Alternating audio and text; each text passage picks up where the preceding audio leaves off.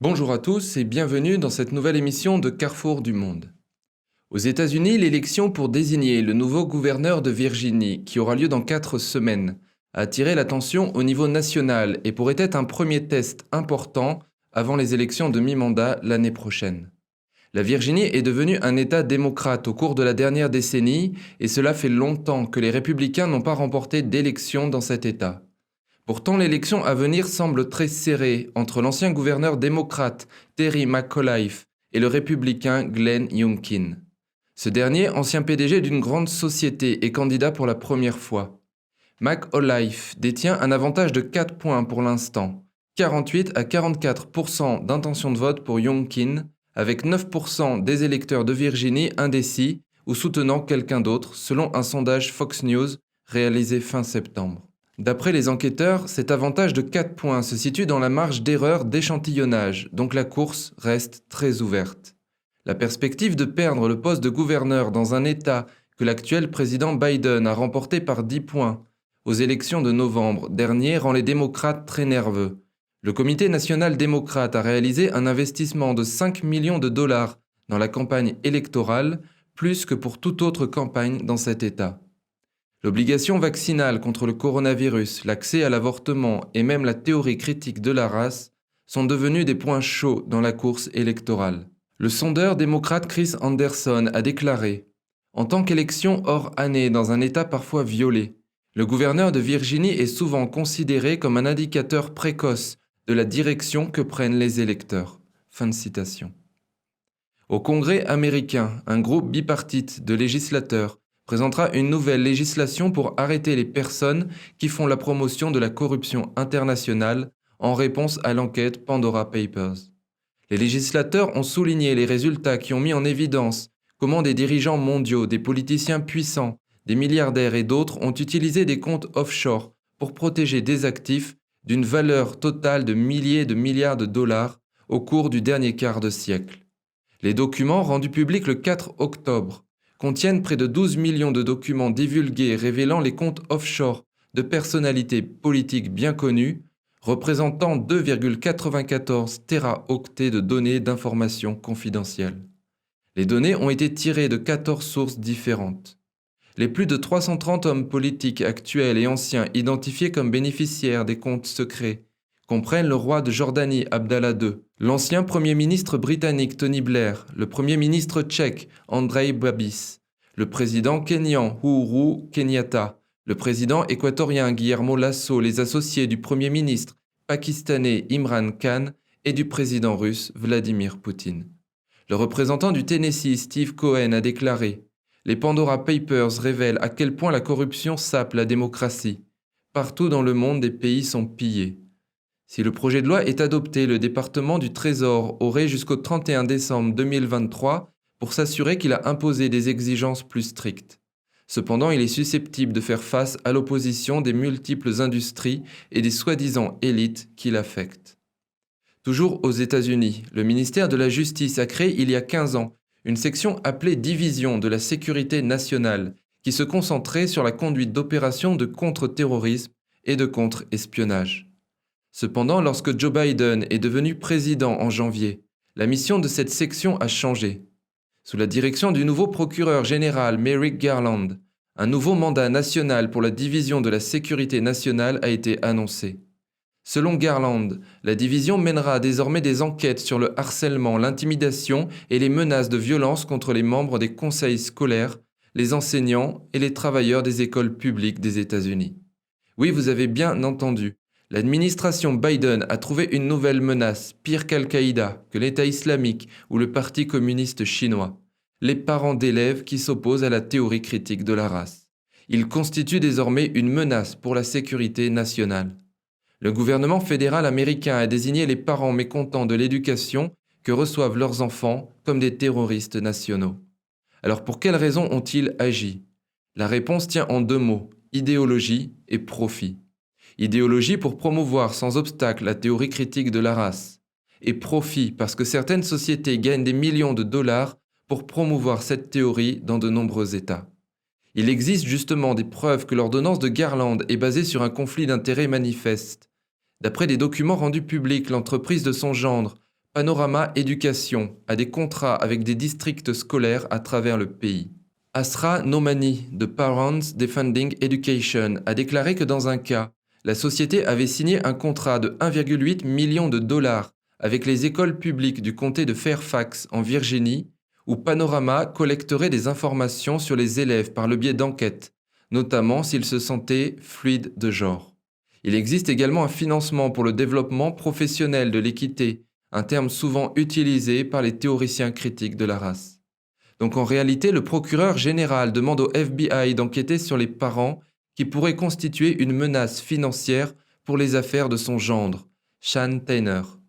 Le représentant Ken Buck a déclaré « Les allégations selon lesquelles la famille du procureur général Garland profite potentiellement de sa récente décision d'utiliser les forces de l'ordre fédéral pour mettre fin au débat lors des réunions du conseil scolaire sont profondément troublantes. Si cela s'avère vrai, le Congrès doit tenir des audiences de contrôle maintenant pour enquêter sur une corruption potentielle. » Fin de citation. Finalement, ce dont les parents se plaignent, c'est ce dont la famille de Garland s'enrichit. Et Garland en a fait un crime. Cependant, d'un autre côté, la résistance s'organise. Une enseignante qui a quitté son emploi en Californie et a déménagé en Floride en raison de ce qu'elle considérait comme un endoctrinement politique des élèves et du personnel, a aidé à rédiger un guide pour aider les éducateurs à identifier la théorie critique de la race dans leur programme de classe. La fondation Blexit a lancé le nouveau guide développé par Kali Fontanilla à travers les États-Unis le 4 octobre. Fontanilla a enseigné pendant 15 ans en Californie. Le guide est conçu pour les enseignants de tout le pays afin d'aider les élèves à voir au-delà de l'étroite optique hyper-raciale de la théorie critique de la race. Fontanilla a déclaré « C'est un guide pour les parents et les enseignants sur la façon de le repérer. Que faire s'ils sont obligés de l'enseigner? Ce que c'est parce que beaucoup de gens ne savent pas ce qu'est la théorie critique de la race et tous les termes clés qui s'y trouvent. » Fin de citation.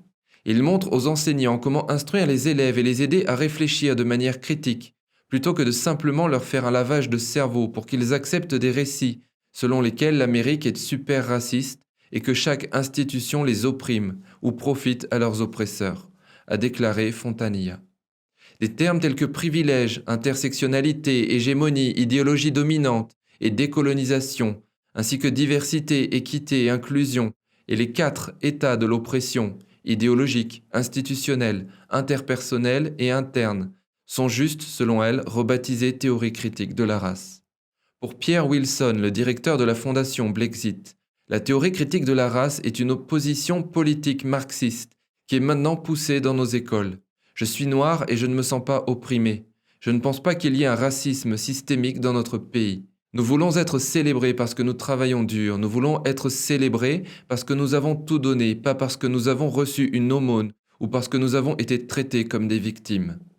Pour finir, je voudrais aborder un aspect des liens historiques entre la Chine et l'Afrique. Comme il le confie dans sa biographie, la diplomatie n'est pas un dîner de gala. Lorsqu'il est arrivé pour la première fois en Chine dans les années 60, l'ancien ambassadeur de France en Chine, Claude Martin, a été surpris par la préoccupation principale de la Chine en matière de politique étrangère. Contrairement à ce qu'il aurait pu penser, les États-Unis étaient loin d'être la préoccupation principale du régime chinois. La concurrence acharnée avec la Russie dans les relations avec les pays d'Afrique était au centre de tous les débats. Un des objectifs de ces relations tenait et tient toujours aux méthodes de fonctionnement de la plupart des organismes internationaux. Un pays, une voix. C'est donc dans sa capacité à former des coalitions qu'un pays acquiert une possibilité d'accroître son influence politique à l'international. Par exemple, les décennies d'infiltration du régime chinois en Afrique ont porté leurs fruits le 12 mars dernier, lorsqu'il a obtenu le soutien de la Russie et de pays africains, tels que l'Égypte et le Soudan du Sud, pour condamner des violations des droits de l'homme de l'Australie dans une déclaration au Conseil des droits de l'homme de l'ONU. Évidemment, cette soi-disant condamnation contre l'Australie n'était qu'une représaille face à l'attitude de l'Australie qui avait osé demander une enquête sur l'origine du virus du Covid. Mais savez-vous que depuis l'arrivée au pouvoir du Parti communiste chinois, son académie militaire a formé non seulement 6 présidents, 8 ministres de la Défense, mais aussi plus de 100 commandants et un grand nombre de militaires pour l'Afrique. Alors regardons plus en détail. Nous retrouvons Samuel Nujoma, le président fondateur de la Namibie, Jakaya Kikwete, le 4e président de la Tanzanie, Laurent Kabila, le 3e président de la République démocratique du Congo, Isaias Afwerki, le premier et actuel président de l'Érythrée, Joao Vieira, l'ancien président de la Guinée-Bissau. Ces 5 présidents de pays africains sont diplômés du collège de commandement de l'armée de Nanting du Parti communiste chinois. Par ailleurs, l'ancien président congolais Joseph Kabila, le fils aîné de Laurent Kabila, a étudié à l'Université de la Défense nationale de l'Armée populaire de libération pendant 6 mois. En plus des présidents, le régime chinois a également formé un grand nombre de militaires pour les pays africains par le biais d'académies militaires, telles que l'Université de la Défense nationale de l'Armée populaire de libération, le Nanting Army Command College et le Shetiachuang Army Command College. Voici une photo de militaires africains marchant devant le Nanting Army Command College. Outre la formation des présidents et du personnel militaire pour l'Afrique, les aides militaires, financières et autres ont également été largement adoptées. Mais au cours des dernières décennies, le modèle de l'aide militaire à l'Afrique a considérablement changé. À l'époque du leader de la première génération, Mao Zedong, cette aide était gratuite. Selon la célèbre phrase de Mao, la Chine n'est pas un marchand d'armes. Et en effet, elle ne vendait pas ses armes, elle les donnait. En 1971, la Chine communiste a réussi à devenir membre permanent du Conseil de sécurité des Nations Unies, et les voix de 26 pays africains ont joué un rôle crucial. Selon les propres mots de Mao Zedong, ce sont les frères noirs africains qui nous ont emmenés. Dans les années 1950, les mouvements d'indépendance nationale africains étaient en plein essor et l'enthousiasme pour le socialisme, l'anticolonialisme et la libération nationale dans toutes les régions du monde était sans précédent. Mao Zedong a alors proposé la théorie internationale des 3 mondes pour soutenir activement les mouvements de libération nationale africains et exporter la révolution. Plus tard, de 1964 à 1985, dans le cadre de la politique d'aide gratuite de Mao, le régime chinois a envoyé 226 lots de 3418 experts militaires dans 19 pays africains, dont l'Algérie, la Tanzanie, le Congo, la Zambie et le Mali. Formé 17 000 soldats, reçu 3 022 stagiaires militaires et envoyé des équipes agricoles, d'ingénierie et médicales pour aider ces pays à construire des projets industriels et d'infrastructures. Ensuite, le leader de la 2e génération, Deng Xiaoping, a mis fin à la politique isolationniste de Mao pour améliorer les relations entre la Chine et l'Occident. Dans les années 1980, l'aide militaire de Deng Xiaoping à l'Afrique est passée d'un cadeau gratuit à une politique de facturation de frais et de troc, complétée par une aide gratuite et a progressivement augmenté l'échelle des ventes militaires. Au cours des 30 années suivantes, le PCC a vendu aux pays africains des équipements militaires tels que des avions, des chars, des véhicules de combat d'infanterie, des bateaux d'escorte et du matériel militaire. Des pays africains comme l'Égypte, la Tanzanie ou encore l'Algérie étaient les principaux acheteurs d'armes chinoises. Le chef de la 3e génération du régime, Jiang Zemin, qui a obtenu son pouvoir grâce à la répression des manifestations de la place Tiananmen en 1989, a non seulement compris à quel point les pays du tiers-monde étaient importants sur le plan politique, mais a également vu les énormes opportunités de faire des affaires avec eux. En 1996, après avoir visité 6 pays africains, Jiang a proposé une stratégie de sortie pour développer les marchés d'Afrique, d'Amérique latine, d'Asie du Sud-Est et d'autres pays en développement, ainsi que les pays d'Europe de l'Est et de la communauté des États indépendants. Depuis lors, le régime chinois a remplacé sa politique d'aide aux armements par l'exportation d'armes. En 2013, Shen Hongshang, président de Polygroup, le premier marchand d'armes chinois, a déclaré dans une interview que l'exportation d'armes et d'équipements était une partie importante de la diplomatie du régime. Selon lui, la Chine veut vendre des équipements militaires pour acheter des ressources africaines. Il a déclaré que Polygroup avait déjà acquis des dizaines de milliers de kilomètres carrés de terre avec des réserves de pétrole en Afrique. Le rapport annuel de responsabilité sociale de Polygroup montre qu'en 2013, les contrats d'exportation militaire de Polytechnology s'élevaient à 5 milliards de dollars et ces contrats d'exportation militaire vers les pays africains ont dépassé 1 milliard de dollars. Depuis l'arrivée au pouvoir de Xi Jinping, les armes haut de gamme ont commencé à apparaître dans les grandes expositions d'armes. Des armes telles que les avions de combat Xiaolong, différents modèles de navires d'escorte, des lance-roquettes multiples tirant des roquettes de gros calibre et les séries de véhicules aériens sans pilote, Rainbow et Wing Long, ont été exportés vers l'Afrique. Une réorientation majeure de la stratégie africaine du régime chinois a eu lieu lors du sommet du Forum de coopération Chine-Afrique qui s'est tenu en Afrique du Sud en décembre 2015. Lors du sommet, Xi Jinping a offert à l'Afrique de gros cadeaux, notamment la proposition des 10 grands plans de coopération pour les 3 prochaines années, un plan de coopération pour la paix et la sécurité et 60 milliards de dollars de soutien financier. En juillet 2017, la Chine a établi une base militaire à Djibouti sur la Corne de l'Afrique.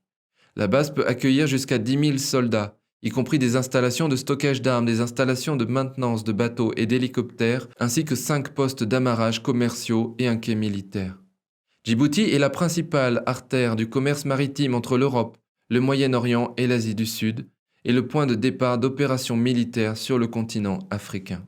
Voilà ce que je voulais vous dire pour aujourd'hui. Comme d'habitude, si vous avez apprécié cette émission, n'hésitez pas à vous abonner, partager et liker cette vidéo. Merci de m'avoir écouté, prenons soin les uns des autres et à très bientôt.